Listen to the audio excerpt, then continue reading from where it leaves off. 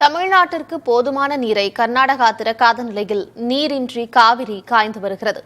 இதனால் உணவு உற்பத்தியும் விவசாயிகளின் வாழ்வாதாரமும் கடுமையாக பாதிக்கப்படும் அபாயம் ஏற்பட்டுள்ளது.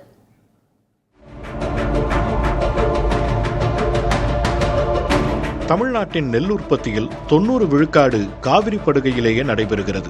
சென்னை உட்பட 20க்கும் அதிகமான மாவட்டங்கள் காவிரி கூட்டு குடிநீர் திட்டம் மூலம் பயன்பெறுகின்றன. இப்படி நேரடியாகவும் மறைமுகமாகவும் தமிழ்நாட்டின் 50 லட்சம் குடும்பங்கள் காவிரியை சார்ந்திருக்கின்றன. இப்படியான சூழலில் தமிழ்நாட்டுக்கு வழங்க வேண்டிய நீரை வழங்காமல் கர்நாடகா கைவிரித்ததால் மேட்டூர் அணை வற்றத் தொடங்கி குட்டையாக காட்சியளிக்கிறது. கல்லணையும் வற்றத் தொடங்கி பாலைவனம் போல் காட்சியளிக்க தொடங்கியுள்ளது. இதனால் தமிழ்நாட்டின் உணவு உற்பத்தி கடுமையாக பாதிக்கப்படும் சூழல் ஏற்பட்டுள்ளது. மறுபுறம் வாழ்வாதாரத்தை இழக்கும் நிலை உருவாகியுள்ளதாக விவசாயிகள் வேதனை தெரிவிக்கின்றனர். கல்லணையிலிருந்து தலைமடைங்கிறது ஒரு 10 கிலோமீட்டர்ல விட்டலபுரம்னு ஒரு ஊர் இருக்கு.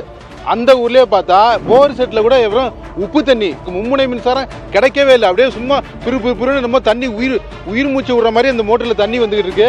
ஒட்டுமொத்தமாக விவசாயம் செய்வதற்கான வாய்ப்பே இல்லை. குறுவை சிறப்பு தொகுப்பு திட்டம் அந்த நிதி எல்லாம் பல பேருக்கு கிடைக்கல. இது இப்ப எங்களுக்கு தேவை இப்ப குடிக்கிற தண்ணியே ஒரு பெரிய பிரச்சனை ஆகிட்டு இருக்கிற சூழ்நிலையில தமிழ்நாடு அரசாங்கம் இது தீவிரம் காட்டுனதுல கர்நாடகாவிடமிருந்து காவிரி நீரை பெற்றுத்தர வேண்டும் என்பதும் விவசாயிகளுக்கு ஏக்கருக்கு 50,000 ரூபாய், விவசாய தொழிலாளர்களுக்கு 25,000 ரூபாய் இழப்பீடு தர வேண்டும் என்பதே அரசிடம் விவசாயிகள் முன்வைக்கும் கோரிக்கையாக உள்ளது.